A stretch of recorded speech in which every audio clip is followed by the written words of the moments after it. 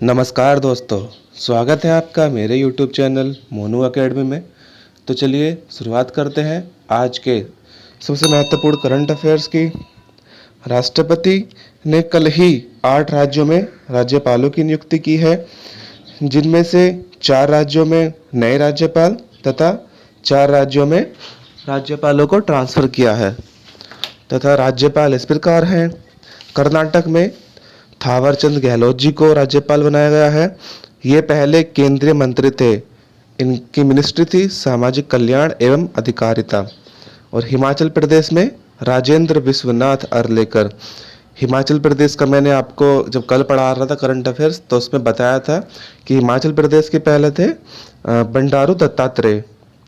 और मध्य प्रदेश के हैं मंगूभाई छगनभाई पटेल। मिजोरम में नए राज्यपाल बने हैं डॉक्टर हरिबाबू कंभमपति। और हरियाणा में बंडारू दत्तात्रेय जो कि पहले हिमाचल प्रदेश के थे। और झारखंड में रमेश बैस को जो कि पहले त्रिपुरा के राज्यपाल थे। और त्रिपुरा में हैं सत्यदेव नारायण आर्य जो कि पहले हरियाणा के थे। और गोवा में PS श्रीधरन पिल्लई जो पहले मिजोरम के राज्यपाल थे। इस प्रकार राष्ट्रपति महोदय ने कल 8 राज्यों में नए राज्यपालों की नियुक्ति की है। और ये आपको अगर आप 8 याद नहीं कर सकते तो ऊपर के 3 तो आपके लिए बहुत ज़्यादा इम्पोर्टेंट है। वीडियो को अंत तक देखें क्योंकि कल रात को ही भारत सरकार ने नए मंत्रालय की घोषणा की है, जिसको मैं सबसे आखिर में बताने वाला हूँ। तो चलिए बात करते हैं अगले क्वेश्चन की। फ्लिपकार्ट ने पे ऑन डिलीवरी के लिए किसके साथ साझेदारी की है? गूगल पे, फ़ोन पे, भीम ऐप या फिर फ्री चार्ज? तो इसका सही जवाब हो जाएगा फ़ोन पे। फ्लिपकार्ट ने फ़ोन पे को अपने पे ऑन डिलीवरी के लिए साझेदार बनाया है। इसमें ऑनलाइन ख़रीदारी करते समय कैश ऑन डिलीवरी की जगह पे ऑन डिलीवरी ऑप्शन हो जाएगा। इसमें क्या हुआ है, फ़ोन पे ने अपनी QR कोड से किसी भी UPI ऐप के माध्यम से डिजिटल रूप से भुगतान करने में सक्षम बनाया है, जो डिजिटल इंडिया को भी बढ़ावा देगा और कोविड-19 के टाइम पर कॉन्टैक्टलेस होने के कारण ये सुरक्षित भी रहेगा। तो चलिए बात करते हैं अगले क्वेश्चन पर। वाल्मीकि टाइगर रिजर्व कहाँ है? झारखंड, बिहार, छत्तीसगढ़ या फिर मध्य प्रदेश? तो इसका सही जवाब हो जाएगा बिहार। यह न्यूज में इसलिए है क्योंकि वाल्मीकि टाइगर रिजर्व के अधिकारियों ने वहाँ के संरक्षित क्षेत्र में 150 पक्षियों को देखा है। उनके देखे जाने के बाद ही गिद्धों के संरक्षण की योजना बनाना शुरू कर दिया है। तो चलिए बढ़ते हैं अगले प्रश्न की ओर। जम्मू कश्मीर में दरबार मूव परंपरा कितने साल पुरानी है?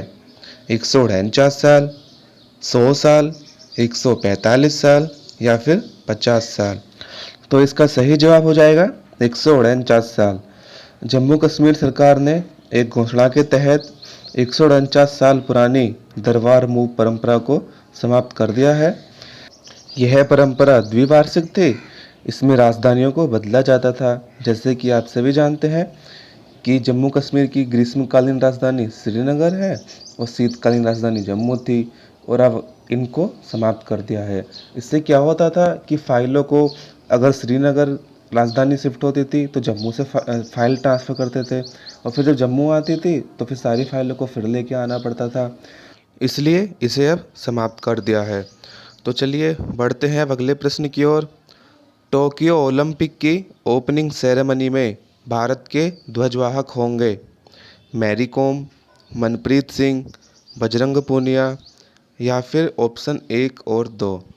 तो इसका सही जवाब हो जाएगा केवल 1 एवं 2। इस साल टोक्यो ओलंपिक की ओपनिंग सेरेमनी के लिए भारत ने 2 फ्लैग बैरियर को चुना है, मैरी कॉम और मनप्रीत सिंह को। मैरी कॉम वर्ल्ड बॉक्सिंग की 6 टाइम की चैंपियन है और मनप्रीत सिंह हॉकी टीम के कप्तान हैं। और बजरंग पूनिया क्लोजिंग सेरेमनी के समय भारत के ध्वजवाहक होंगे। इस साल international film festival of India कहाँ आयोजित होगा? ऑप्शन है मुंबई, गोवा, भोपाल या फिर जयपुर? तो इसका सही जवाब हो जाएगा गोवा। इस साल इंटरनेशनल फिल्म फेस्टिवल गोवा में आयोजित किए जाएंगे और यह इसका 52वां एडिशन होगा और यह 20 से 28 नवंबर 2021 तक चलेगा।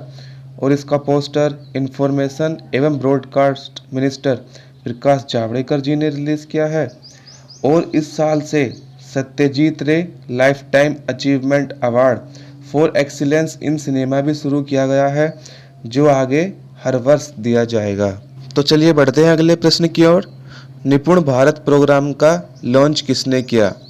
पीयूष गोयल, नितिन गडकरी, रमेश पोखरियाल निशंक या फिर स्मृति ईरानी? तो इसका सही आंसर हो जाएगा रमेश पोखरियाल निशंक।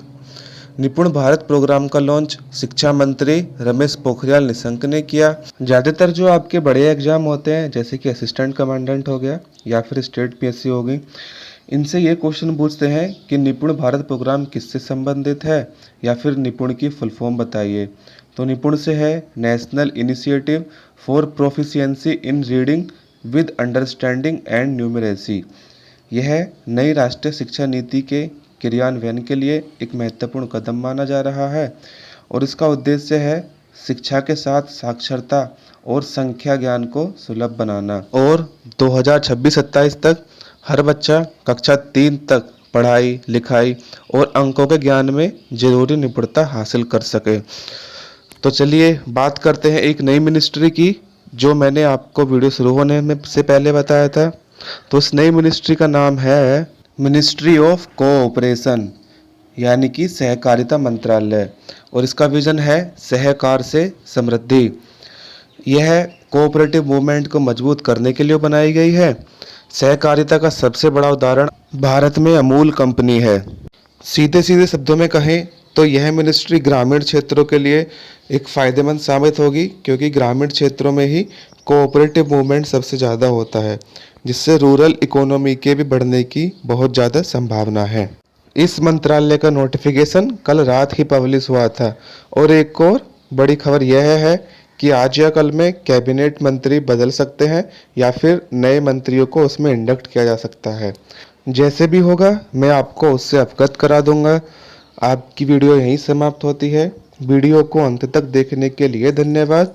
और यदि आपने मेरे चैनल को अभी तक सब्सक्राइब नहीं किया है तो उसे सब्सक्राइब अवश्य करें और बेल आइकन दबाना ना भूलें, जिससे आपके पास मेरे लेटेस्ट वीडियो की नोटिफिकेशन सबसे पहले पहुँचे।